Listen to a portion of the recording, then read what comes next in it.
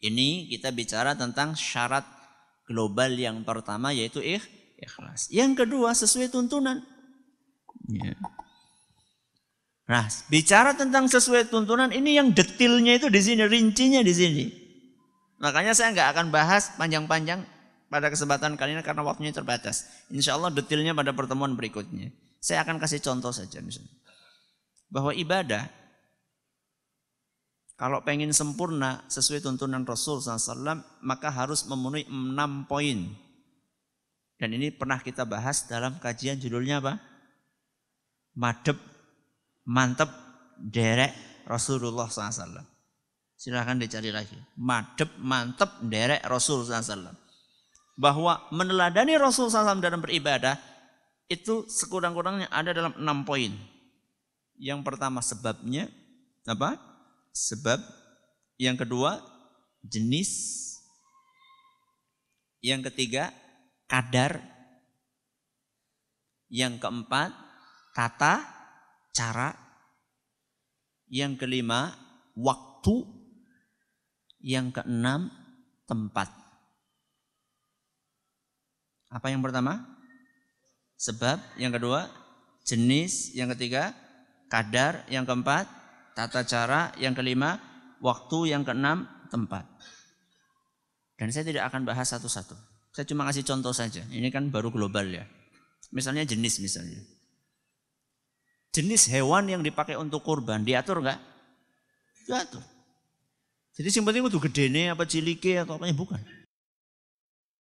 Disebutkan tegas-tegas dalam Al-Quran surat Al-Hajj ayat 34. Surat Al-Hajj ayat 34. Yang boleh untuk kurban adalah bahimatul an'am. Apa? Bahimatul an'am. Hewan ternak berkaki 4. Hewan ternak berkaki 4. Ustaz, ada orang menernakkan babi.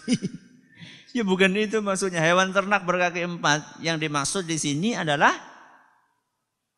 3. Unta, sapi, kambing. Kambing di situ nanti ada domba. Ya. Sapi menurut sebagian ulama masuk di dalamnya kerbau. Cuman kalau secara global kita katakan onta, sapi, kambing. Jadi nggak bisa orang datang-datang nyong arep kurban karo jaran. Duwene apa? Jaran. Nggak bisa. Walaupun kaki 4. Nggak boleh kita itu berkreasi dalam hal yang seperti ini. Saya kasih contoh ya, ini kan ada 5. Saya kasih contoh. Contoh yang lain misalnya dalam waktu misalnya. Dalam apa? Waktu. Menyembelih kurban itu waktunya sudah jelas. Tanggal berapa? 10, 11, 12, 13.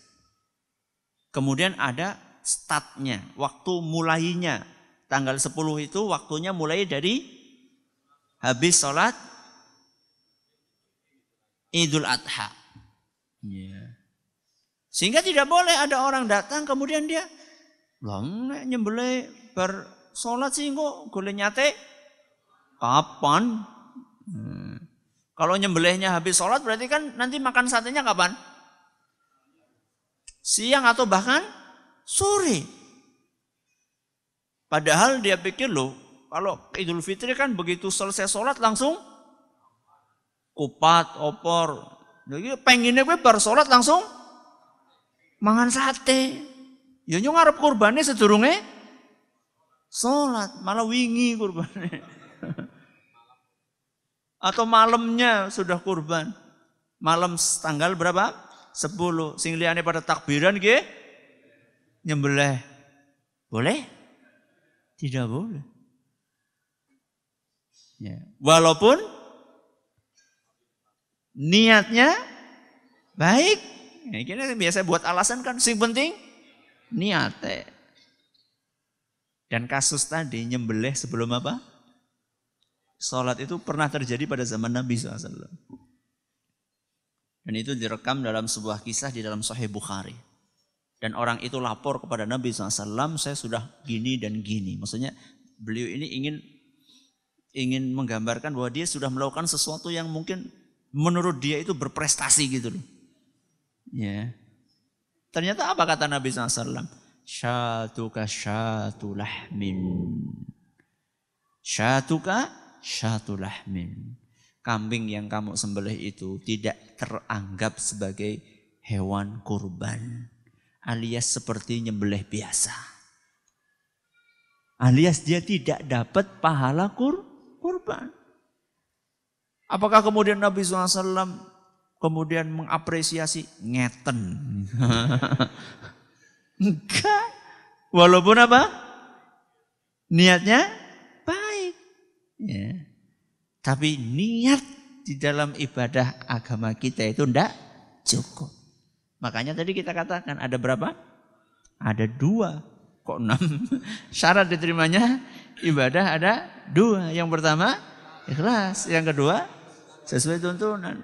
Kira-kira yang nyembelih tadi itu, sahabat itu ikhlas enggak? Ya insya Allah lah, mudah-mudahan ikhlas. Karena tujuannya ingin memuliakan orang-orang yang baru selesai sholat.